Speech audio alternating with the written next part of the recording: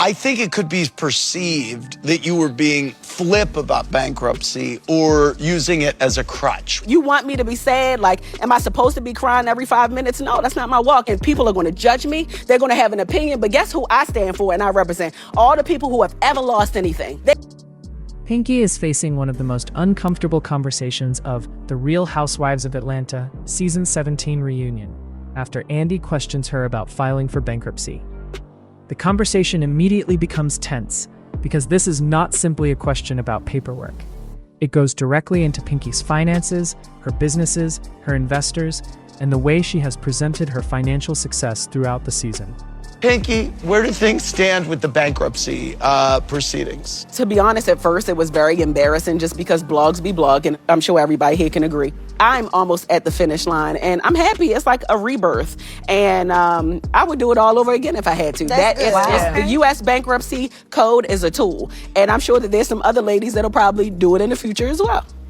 I find it very interesting that you think bankruptcy is a tool and it's a positive thing.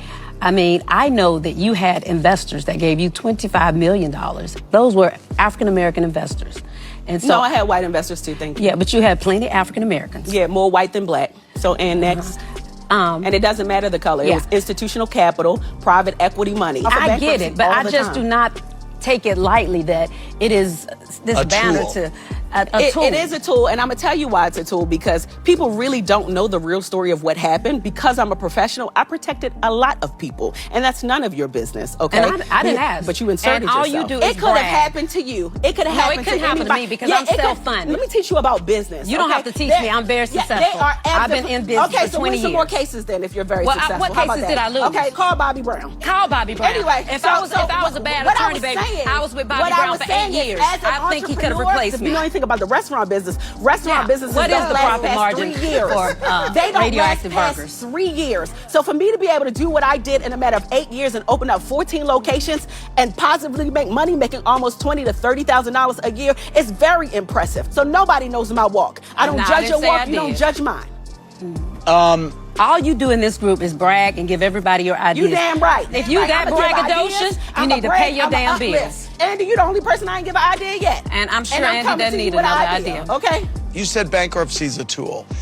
I think it could be perceived that you were being flip about bankruptcy or using it as a crutch. You want me to be sad? Like, am I supposed to be crying every 5 minutes? No, that's not my walk. And people are going to judge me. They're going to have an opinion. But guess who I stand for and I represent? All the people who have ever lost anything. They can look at me and say, you know what? If Pinky did it, I'm going to do it. That's good. I love that, but it does come across as hypocritical. It can come across exactly however you want it. It don't matter. I want to piggyback on what Phaedra said as far as people were hurt. People were hurt about what? If people invested in your business, in my business, and I lose the money, I lost their money. Red Lobster filed for bankruptcy. Bed Bath & Beyond filed for bankruptcy. Heinz filed for bankruptcy. But you don't see them telling people they can buy people. It doesn't matter. I think you are 100% correct. I think the only part that may be missing that I felt is you saying, I really hate that I lost people's money. It doesn't sound good for something to say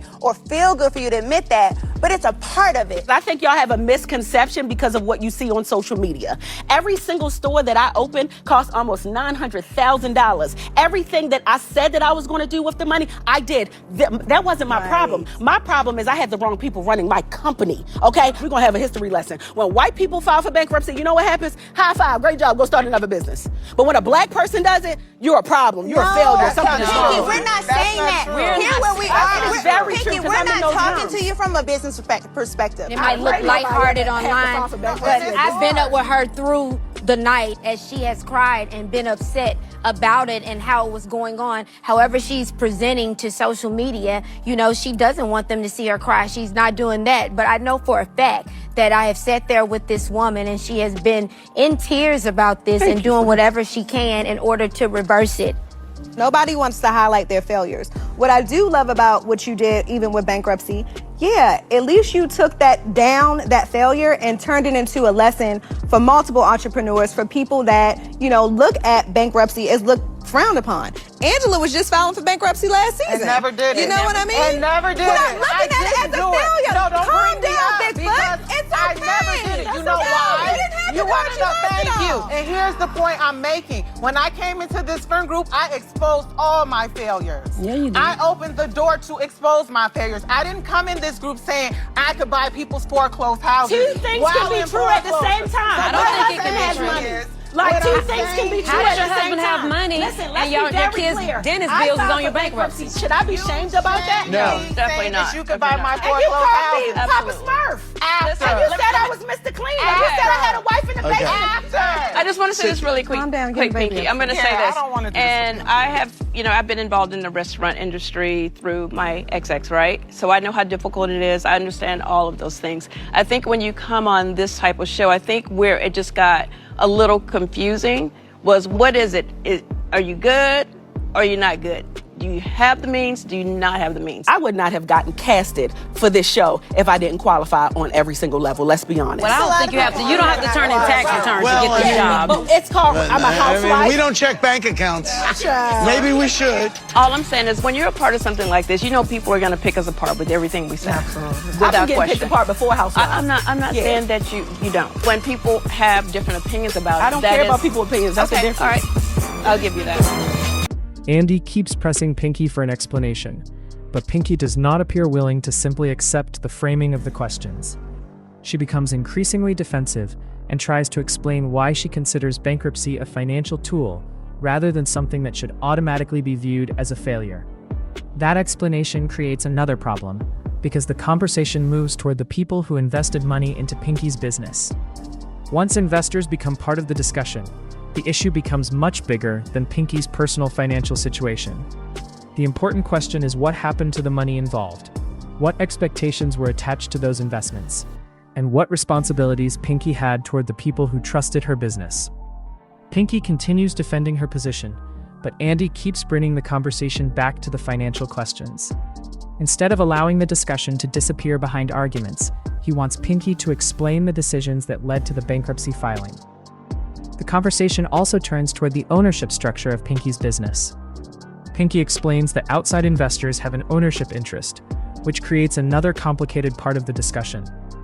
That becomes important because the conversation is no longer simply about whether Pinky is successful.